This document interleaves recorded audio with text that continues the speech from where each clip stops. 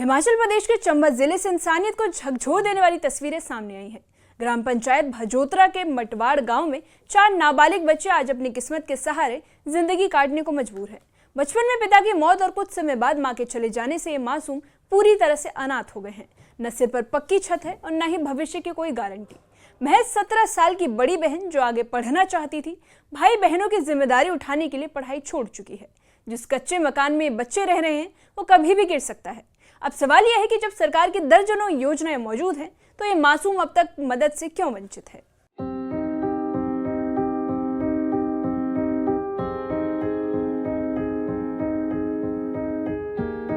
गांव से कटे किसी कोने में एक छोटा सा कमरा, कच्ची छत के नीचे मवेशी और उसी छत के नीचे जिंदगी काटते ये बेबस बच्चे। मटवाड़ गांव में रहने वाले ये मासूम बच्चे जिंदगी की जंग लड़ रहे हैं। बचपन में ही पिता की मौत हो गई और कुछ समय बाद बीमारी से जूझ रही मां भी उन्हें छोड़कर चली गई। आजादी के इतने साल बीत जाने के बाद भी चंबा जिला के बहुत से ऐसे ग्रामीण क्षेत्र हैं जहां पर लोगों को अभी तक अपने पक्के घर नहीं मिल पाए हैं। भजोतरा पंचायत का एक ऐसा गांव है जहां पर अभी हम पहुंचे हैं। वहां 3 नाबालिग बच्चे बेसहारा यहां पर अपना जीवन यापन कर रहे हैं। आपदा के समय यहाँ पर उन्हें काफी दिक्कतों का सामना करना पड़ा था। हालांकि पंचायत प्रतिनिधि भी इनके पास आए हैं, इन्हें आश्वासन भी दिया गया है, लेकिन उसके बावजूद अभी भी बच्चे इंतजार कर रहे हैं। करीब 4 या 5 साल पहले इनके पिता का साया इनके सर से उड़ चुका था। इन बच्चों की सबसे बड़ी बहन महज 17 साल की है। 8वीं कक्षा में पढ़ते हुए उसने पढ़ाई छोड़ दी ताकि अपने छोटे भाई बहनों का पेट भर सके। कभी कभार मजदूरी कर जो थोड़ा बहुत कमा लेती है उसी से ही घर चल पाता है। पढ़ने की इच्छा आज भी उसकी आंखों में है, लेकिन जिम्मेदारियों ने उसके सपनों को रोक दिया है। मैं छोटी थी तो मेरे पापा उस टाइम गुजर गए। 3-4 साल हो गए अभी, तो उस टाइम मैं बहुत छोटी थी। हाँ जी। तो फिर आप कैसे, चाचा वगैरह ने आपको सहारा दिया? कोई फैमिली में कोई? नहीं, मैं खुद ही थोड़ा बहुत कमाती थी। छोटा मेरा भाई है, वो थोड़ा, हम बस घर में सभी। तो अपने मम्मी डैडी की याद तो आती है आपको? बड़ी जी याद आती है आपको? बहुत याद आती है। तो यहाँ पे अभी कल आपकी सोशल मीडिया में एक वायरल हुआ था, तो उसके बाद यहाँ पर कोई पंचायत प्रतिनिधि या सरकार के माध्यम से कोई लोग यहाँ पे आपसे मिलने के लिए आए? अभी कोई नहीं आया। जिस कच्चे मकान में बच्चे रह रहे हैं उसकी हालत बेहद खराब है।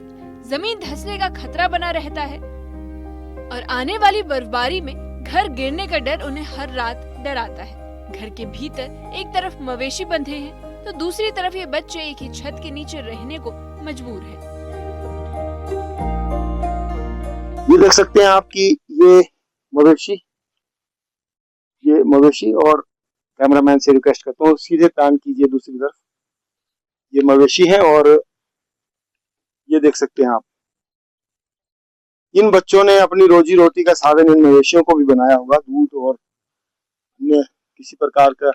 ये देखिए यहाँ पे बच्चे रहते हैं, यहाँ पर खाना बनाते हैं और यहाँ पर वो सोते हैं और यहाँ पर उनके मवेशी रह रहे हैं। कोई किस सदी में हम बैठे हुए, दिल दहल जाता है इस तरह की फोटो देखकर। बात करने में भी मैं असमर्थ हो रहा हूं कि इतनी भाग दौड़ की जिंदगी में आज के इस युग में इस तरह का मंजर आप एक बार फिर दिखाइए प्लीज। ये देखिए, ये मवेशी और सीधा तस्वीर दूसरी तरफ जब जाएगा कैमरा, ये बच्चे यहीं पे ये सोते हैं और यहाँ पे देखिए आप खाना बनाते हैं। सैकड़ों योजनाएं सरकार की, चाहे केंद्र सरकार हो या फिर प्रदेश सरकार, उनकी योजनाएं कहाँ है?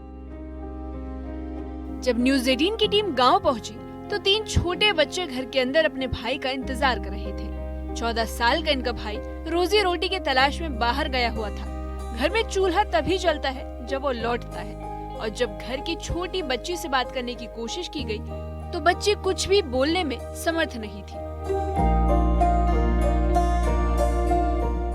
बताइए थोड़ा सा, आप किस तरह से कठिनाइयां भुगत रहे हैं यहाँ पर? कोई क्या सर हमारा कुछ नहीं बोलेंगे आप। बोलने में बच्चे बिल्कुल असमर्थ हैं, क्योंकि जिस तरह से आप स्थिति देख रहे हैं, घर की हालत देख रहे हैं। हालांकि इनके यहाँ पर जो अभिभावक हैं, चाचा जी हैं, वो भी है, उन्होंने भी थोड़ी बहुत मदद की है, लेकिन इतनी लंबी जिंदगी इन 3 बच्चों की किस तरह से जो है निभेगी, बीतेगी। अब हैरानी की बात यह है कि इतनी बड़ी खबर होने के बाद, दिल दहला देने वाली खबर, उसके बावजूद जो यहाँ पर जो सरकार, पंचायत, किसी की बात करो, राजनेता जब भी इलेक्शन आते हैं तो यहाँ का दौरा तो जरूर करते होंगे, लेकिन ना जाने क्या वजह रही कि ये जो बच्चे हैं, जिनका साया अभी, बाप का साया भी सिर से उठ चुका है, यहाँ वो नहीं पहुंचे हैं। सरकार की प्रधानमंत्री आवास योजना, मुख्यमंत्री आवास योजना और बच्चों के संरक्षण से जुड़ी कई योजनाएं मौजूद हैं, लेकिन इन मासूमों तक एक भी योजना नहीं पहुंच पाई है। इन मासूम बच्चों के चाचा, जो वार्ड मेंबर हैं, उन्होंने बताया कि बच्चे अभी 18 साल के नहीं हुए हैं, इसलिए उन्हें आर्थिक मदद नहीं मिल पा रही। भाई इसका डीडीबी इनका ऐसे रहता था, इसमें ठीक है। उसके बाद वो एक्सपायर होगी, ठीक है।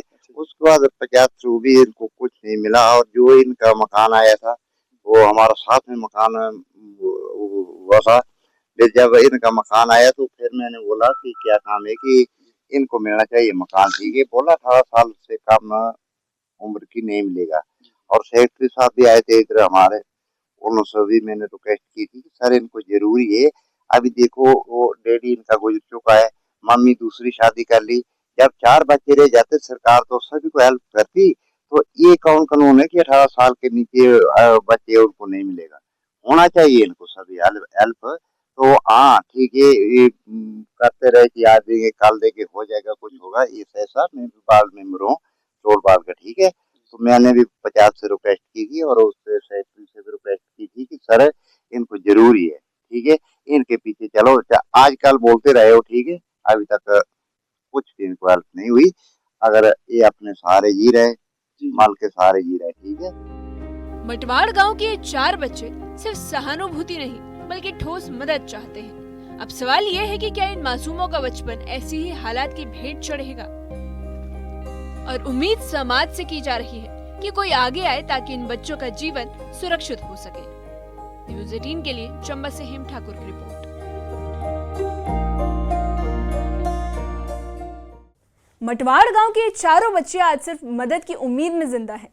सोशल मीडिया पर मामला सामने आने के बाद प्रशासन ने संज्ञान तो लिया, लेकिन जमीनी मदद अब भी दूर है।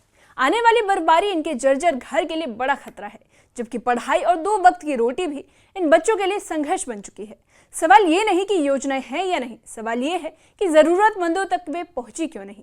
अब उम्मीद सरकार, प्रशासन और समाज सेवी संस्थाओं से है कि वे आगे आए और इन मासूमों को आवास, शिक्षा और संरक्षण जैसी बुनियादी सुविधाएं दें।